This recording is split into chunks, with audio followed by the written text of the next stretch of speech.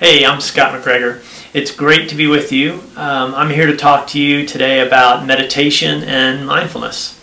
I believe very deeply in this practice, and it has had a profound influence on not just my own personal life, but absolutely clinically.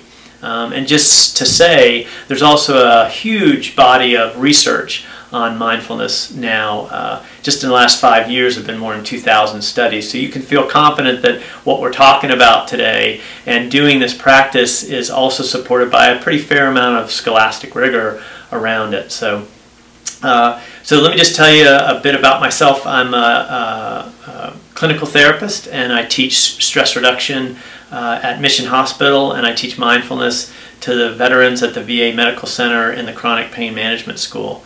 I also did part of my clinical work at Waynesville Family Practice in Integrated Care. So I want to talk a little bit about the definition for mindfulness. I was trained at the University of Massachusetts Medical School Center for Mindfulness. John Kabat-Zinn and Saki Santorilli, Bob Stahl, you may know some of those names. And their definition of mindfulness is paying attention on purpose in the present moment. So what does that mean? It means living in the here and now with kindness and clarity. So what does that do for us as clinicians? Well, it does a lot, actually. It can help us be grounded in the moment with a patient or client. So when we're able to more effectively regulate our own emotions, that can help the whole session and help the client learn how to regulate their emotions. It can help us with cognitive acuity and clarity, so that we can discern when an insight might be appropriate and when it's appropriate just to be quiet.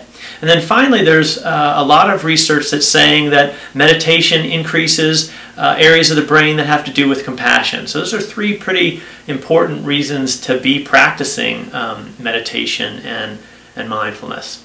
So getting to the practice itself.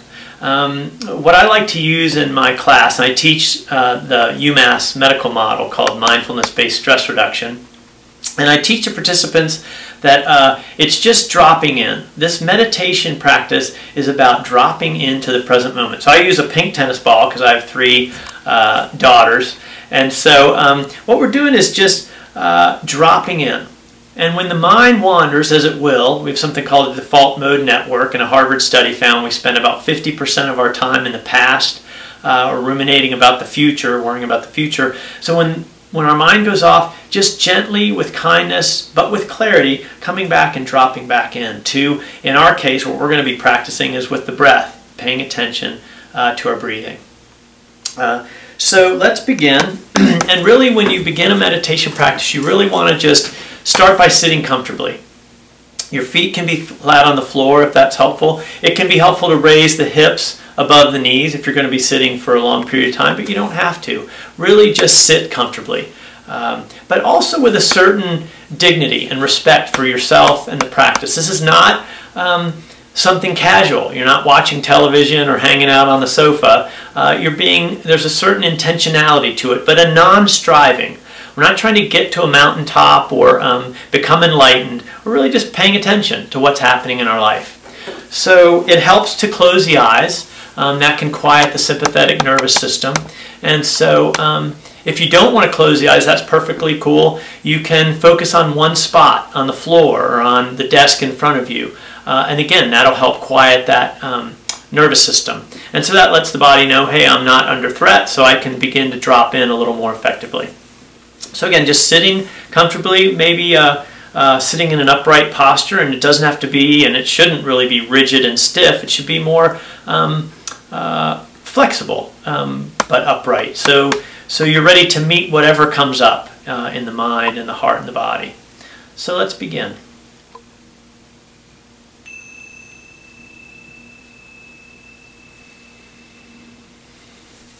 And so again, just bringing your awareness to the fact that you're breathing. We're not trying to achieve something. We're not striving for some particular state of well-being. We're just paying attention. And what are we paying attention to? We're paying attention to the breath. So wherever you feel the breath most distinctly, Could be a thin column of air coming in through the nose. Could be the rise and fall of the chest walls and lungs. Might be the shoulders coming up and down, or the belly rising and falling. For this short practice, wherever you feel the breath, bringing your attention there and really feeling it. Not thinking, it's not a cognitive process, not thinking about it, but really feeling the breath.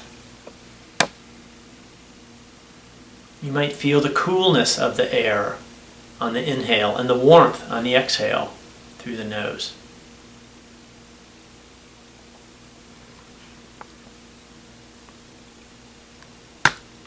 And when the mind wanders, not giving yourself a hard time, remember that kindness, that non-judgment.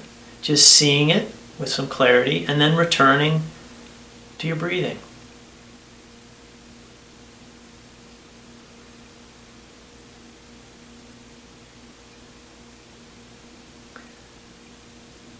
And now as we close this practice, just holding a sense of gratitude for yourself.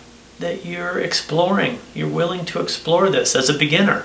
Whether you're a true beginner or whether you've had a 30-year meditation practice, you haven't breathed this breath before.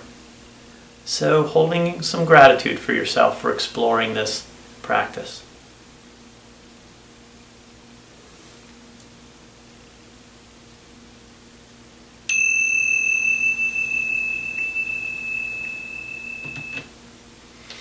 So well done. Okay, so what are some of the things that get in our way in meditation practice? One is wandering mind, for sure. I mentioned it earlier as a clinician. I have wandering mind all the time when I sit. I've been sitting for 10 years and had some spiritual practices before that. It's just part of the way the mind works. And so not giving yourself a hard time when you go through a 30-minute sitting practice and your mind's been all over the place. It's okay. And then knowing that the body can be an enormous anchor. And that's why one reason we focus on the breath initially is a breath can be a trustworthy ally. In the middle of a one-on-one clinical session, in a group therapy session, the breath is your friend. And when you get really intimate and familiar with it, it can be very stabilizing. But other parts of the body can too. Just feeling your butt sitting in the chair, anchoring into that can be really effective. Those are all practices in and of themselves. And so I encourage you to continue to explore this, to make this part of your clinical practice, and you can feel confident that there's a lot of research behind it, and check it out for yourself. If it doesn't work after a couple months, then dump it. But I wish you all the best in your clinical practice and your own personal life.